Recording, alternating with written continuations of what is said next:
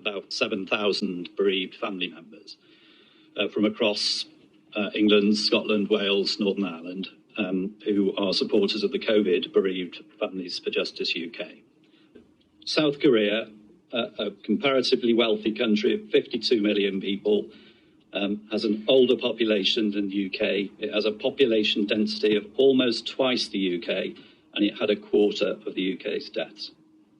So it was only by mid-March, wasn't it, that the United Kingdom government was serious about sourcing ventilators and oxygen supply and PPE and protective clothing. And it had failed to source anywhere near enough tests, as evidenced by much of the evidence that no doubt you followed in this inquiry. That's the reality. You got to mid-March without having addressed all of these issues of testing and PPE. Well, it took a long time before we had a convenient lateral flow test that everybody could use anyway. And that it took a while before that had been devised. Our diagnostics industry and capability was not strong enough at the time. Yes. COVID broke. No doubt. That's absolutely true. Going back to the point about South Korea, by mid-March, South Korea had actually tested 5 times the number of people that the UK had tested. And the reason for that was partly because they had a history of learning from SARS and MERS, which apparently the UK hadn't. But also because you and the government had not seen the COVID coming over the horizon. You had seen it, but you hadn't acted on it. I mean, paragraph 46 of your statement, looking back, it's clear that we vastly underestimated the risks in those early weeks. If we'd properly understood how fast COVID was spreading, the fact that it was spreading asymptomatically, there are many things we would have done differently.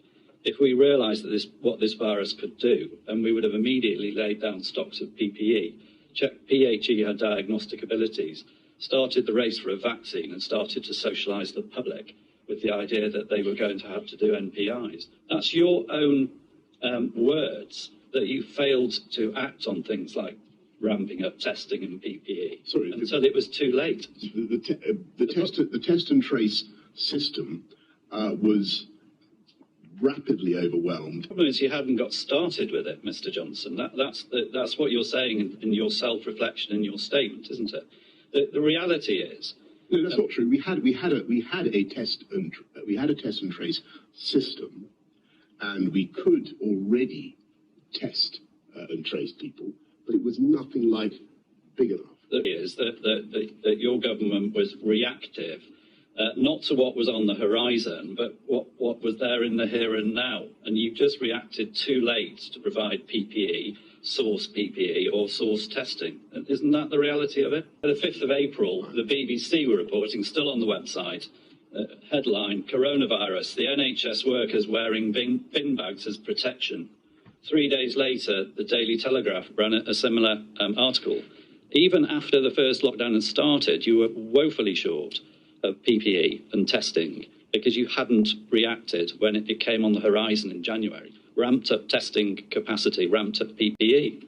The documents show that at the beginning of March, which is when you first started to chair COBRA and you went to the hospital shaking hands with COVID patients, at the beginning of March, that the CCS, Civil Service Secretariat, was still scoping matters such as PPE and testing.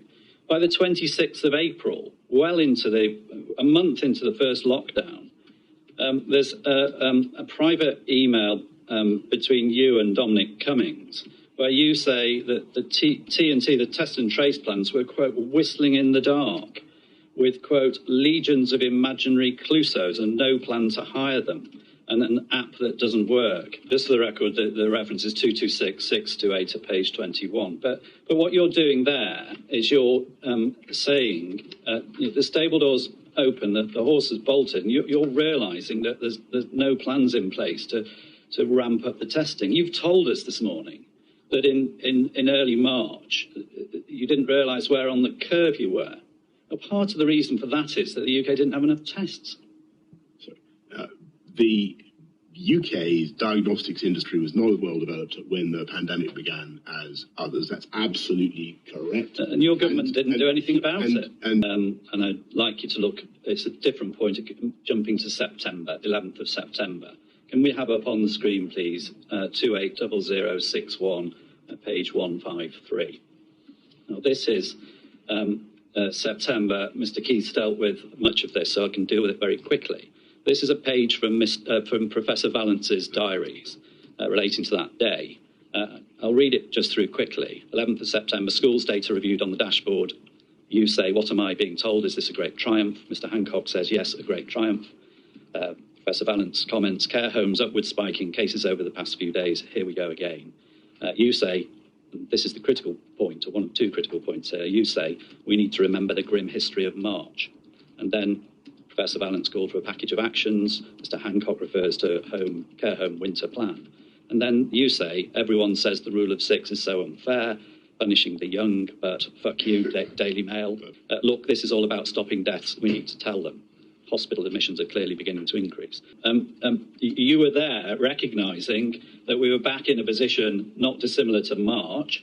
You're also recognising, with a reference to parts of the media, that you've got competing pressures, aren't you? That's what's going on. So you're saying, let's look for a package of measures. You're recognising, you've not got your head somewhere else. You're recognising the problem. You're back in a position not dissimilar to March. You're recognising something has to be done, and you're recognising there's opposition to that. So you've got this tension. That's right, isn't it? That's what this reflects. And that's what was at the exactly. heart of the whole debate. And then, of course. And then we get. But I hope that everybody that you so ably represent understand. My priority was saving lives. But then we get to the 21st of September with Sage recommending this circuit breaker. Just 10 days later, circuit breaker with an attached package. And you reject it. You go with a tier system, which you never refer back to Sage. Sage never gets to look at Sage. That what this demonstrates is that you understand the problem. You're caught in this tension between two sides, and you delay, and you're indecisive, and the actual proper measures that bring R down eventually are punted off until the infection has spread and more people die.